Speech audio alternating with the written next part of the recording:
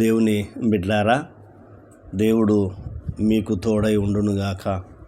మీ బాధలు, మీ కష్టాలు, మీ ఇరుకులు, మీ ఇబ్బందులు, మీ సమస్యలు అన్నీ దేవుడు తొలగించి ఆశీర్వదించి అభివృద్ధిపరచునుగాక.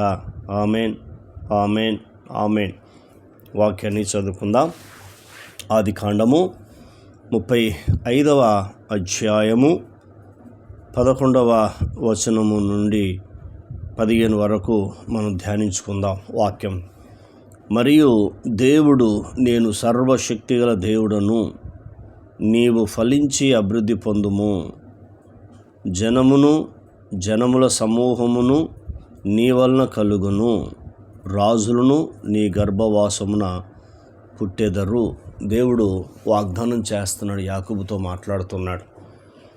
మరి ఈ వాగ్దానాన్ని నీవు కూడా స్వతంత్రించుకోవాలంటే, యాకోబుకి ఇచ్చిన వాగ్దానాన్ని పొందుకోవాలంటే ప్రార్థన, ఆయన సన్నిధిలో కూర్చొని ప్రార్థించి, ప్రభువా, నీవు యాకోబుకి ఇచ్చావు, ఆ వాగ్దానం నెరవేర్చావు, ఈ వాగ్దానం నేను తీసుకుంటున్నాను, నాకు దయచేయి, అది నా జీవితంలో చేయి ప్రభువా అని నువ్వు ఎప్పుడైతే అనగలుగుతావో ఖచ్చితంగా దేవుడు దాన్ని ఏం చేస్తాడంటే నెరవేర్చే దేవుడు అని నమ్ము.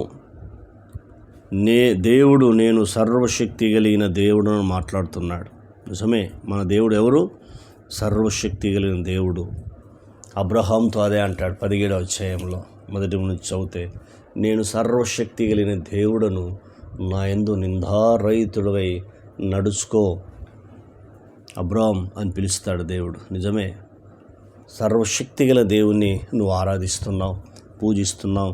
ఆయన ఏమని వాగ్దానం చేస్తున్నట్టు, నీవు ఫలించి అభివృద్ధి పొందుము అంటున్నాడు. నీవు ఫలించి అభివృద్ధి పొందుమయ్యా, నేనే సెలవిస్తున్నాను అని దేవుడు మాట్లాడుతున్నాడు. నిజమే, యేసుక్రీస్తు ప్రభువారు ఈ భూమికి ఎందుకు వచ్చాడంటే మన పాపాలు తొలగించి, రోగాలు తొలగించి, నీవు నేను ఆశీర్వించబడడానికే దేవుడు మనని ఆయన సన్నిధికి నడిపించాడు. మొదటిది, జనములు సమూహము నీ వలన కలుగును, జనముల సమూహము నీ వలన కలగజేస్తాను అని రెండవది దేవుడు వాగ్దానం చేస్తున్నాడు. మూడవది ఏం చేస్తున్నాడు మనం ఇక్కడ చూస్తూ ఉంటే, రాజులను నీ గర్భవాసమున పుట్టెదరు. చూసారా, రాజులను నీ గర్భవాసమున పుట్టెదరు అని మూడోది వాగ్దానం చేస్తున్నాడు. మొట్టమొదటిది, నువ్వు ఫలించి అభివృద్ధి పొందము. రెండవది, జనముల సమూహం నీ వలన కలుగును. మూడవది, రాజులు నీ గర్భవాసమున పుట్టెదరు. నేను అబ్రహామునకును ఇస్సాకునకును ఇచ్చిన దేశం నీకు ఇచ్చేదను. పాలు తేనెలు ప్రవహించే దేశం.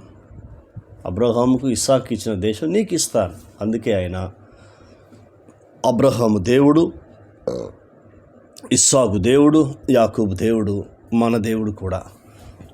కాబట్టి ఇవన్నీ చివరి దినాలు, అంత్య దినాల్లో నీవు నేను ఉన్నాం. కానీ మాట చెప్పగలుగుతావా? అబ్రహాము దేవుడు, ఇస్సాకు దేవుడు, యాకోబు దేవుడు అనుకుంటున్నావు, కానీ నీ దేవుడు నువ్వు చెప్పగలగాలి. నీ రక్షకుడు, నీ కాపరి, నీ సంరక్షకుడు, నా రక్షకుడు, నా కాపరి, నా పోషకుడు, నా దేవుడు అని నేను చెప్పగలుగుతున్నాను. నువ్వు చెప్పగలుగుతున్నావా? 4 అయిపోయిన 5వది ఆయన చెప్తున్నాడు ఇప్పుడు, దేవుడు అతనితో మాట్లాడిన స్థలము నుండి పరమునకు వెళ్ళెను. చూసారా, దేవుడు తనతో మాట్లాడిన స్థలం నుండి వెళ్ళిపోయాడు పరమునకు. కానీ ఎంత అద్భుతం చూడు, వాగ్దానం ఇచ్చి వెళ్ళిపోయాడు. కానీ ఈనాడు పరమును లేడు, నీ హృదయంలో ఉన్నాడు.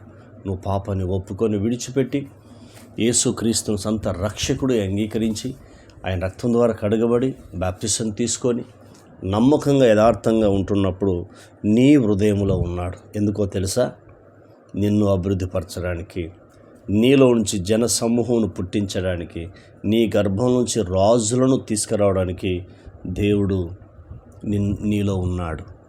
కాబట్టి దేవుని నివాసము మనుషులతో కూడా ఉంది. పాత నిబంధనలు వస్తూ పోయేవాడు, క్రొత్త నిబంధనలు ఆయన కుమారుడైన యేసుక్రీస్తు ప్రభువారు మన కోసం చనిపోయి సమాధి చేయబడి తిరిగి లేచిన తర్వాత ఇప్పుడు దేవుడు మనలోనే ఉంటున్నాడు. కాబట్టి ఆయన ఇచ్చే వాగ్దానాన్ని మనం స్వతంత్రించుకుందాం.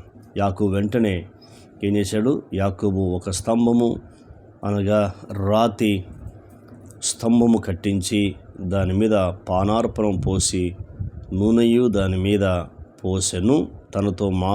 తనతో దేవుడు మాట్లాడిన చోటికి యాకోబు బేతేలని పేరు పెట్టెను. ప్రార్థన. కన్న తండ్రి, నీకు వందనాలు.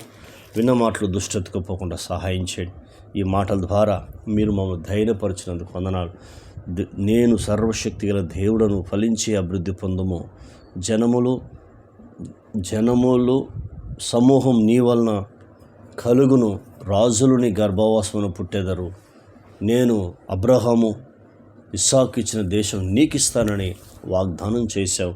అందుకై కృతజ్ఞతలు చెల్లిస్తూ యేసు నామంలో పొంది ఉన్నాం తండ్రి. ఆమెన్. దేవుడు మనందరినీ దీవించి ఆశీర్వదించును గాక. Amen, amen, amen.